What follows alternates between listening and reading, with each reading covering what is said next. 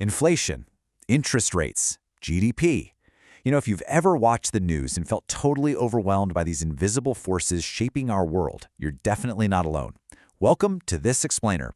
Today, we're completely demystifying macroeconomics. Our goal here is to make sense of the massive, complex economic forces that shape our daily lives, our societies, and really, our entire world. We're going to zoom way out and look at the big picture. Okay, let's dive into this with a really simple metaphor. Imagine the economy as a vast wilderness. Microeconomics, that studies the individual trees, specific consumers or single businesses. But macroeconomics, that's the entire forest.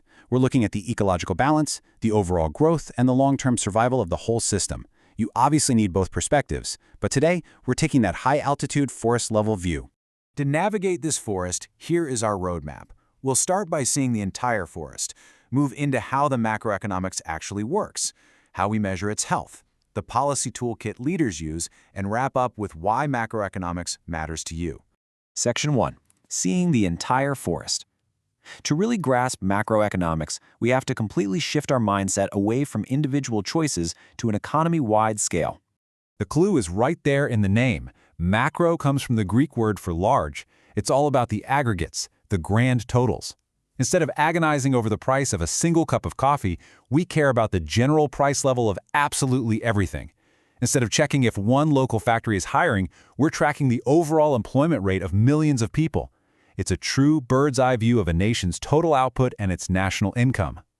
But you might be wondering, why do we even need a separate branch of economics for this? Why can't we just take microeconomics and multiply it by a few million?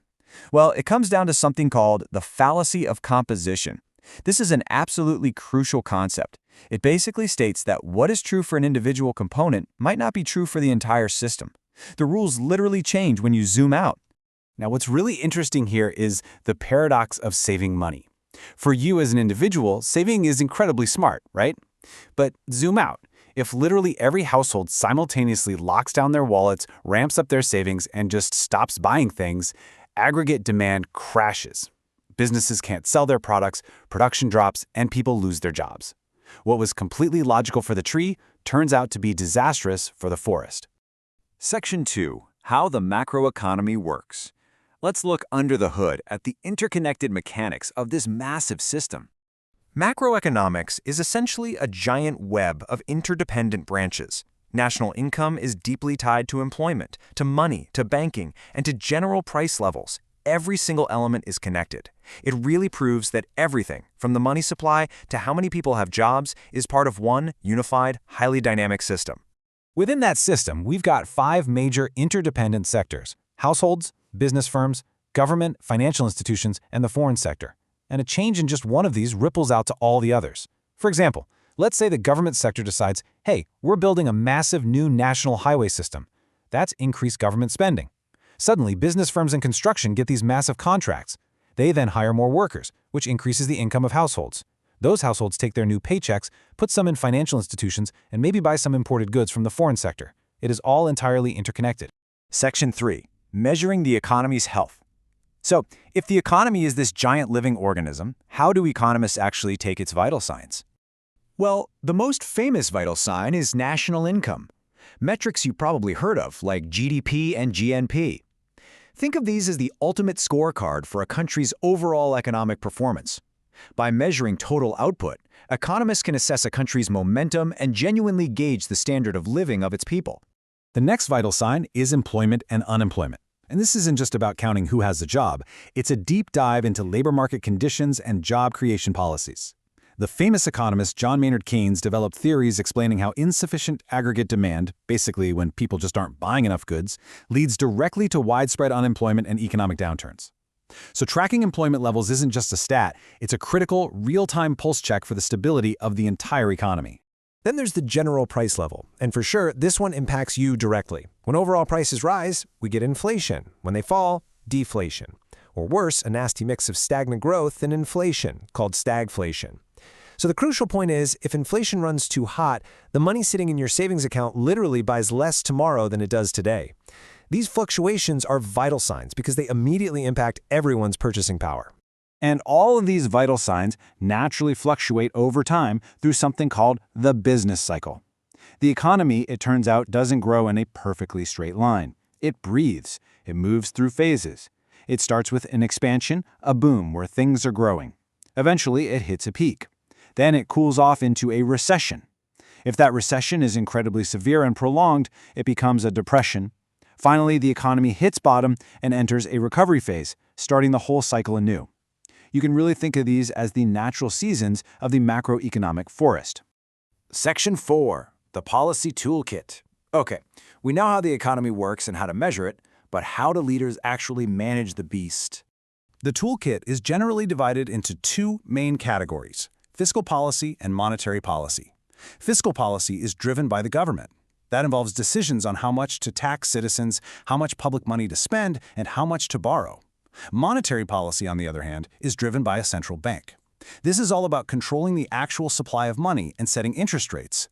A great real-world example is the Reserve Bank of India, which uses tools like repo rates and open market operations to regulate economic activity and keep the whole financial system stable.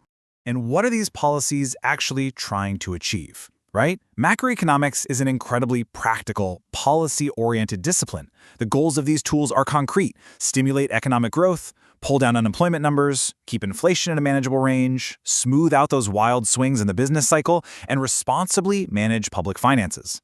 It is all about active, large-scale problem solving.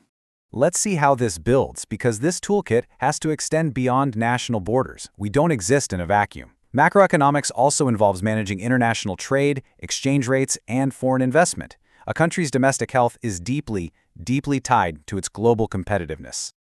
Section 5. Why macroeconomics matters. We've talked about grand theories and global trade, but let's synthesize why all of this is so critical for you. First, we have to understand the distinction between economic growth and economic development. Economic growth is simply a sustained increase in a nation's productive capacity, basically producing more stuff over time. But economic development, that is much deeper. It involves broader societal improvements, better education, accessible healthcare, a fairer distribution of income, and a true rise in actual living standards. Macroeconomics shows us that while growing output is necessary, actual human development is the ultimate goal. Therefore, the ultimate objectives of studying and managing the macroeconomy are incredibly human-centric. The goal is full employment so people can provide for themselves. The goal is price stability so your hard-earned savings actually keep their value. The goal is an equitable distribution of income, preventing massive poverty and ensuring sustainable development so future generations inherit a healthy system. These are the real-world outcomes of a well-managed economic forest. I want to leave you with this final provocative thought. We've spent this entire explainer zooming out to look at the massive, interconnected forest. But remember that fallacy of composition we talked about? The forest is still made of individual trees. So if macroeconomics studies the system as a whole, what role do your daily individual micro-choices, how you spend, how you save, where you work, play in shaping the overall health and sustainability of the world's economy? It's a fascinating machine, and you are absolutely a part of it. Thank you so much for joining me on this explainer, and keep exploring.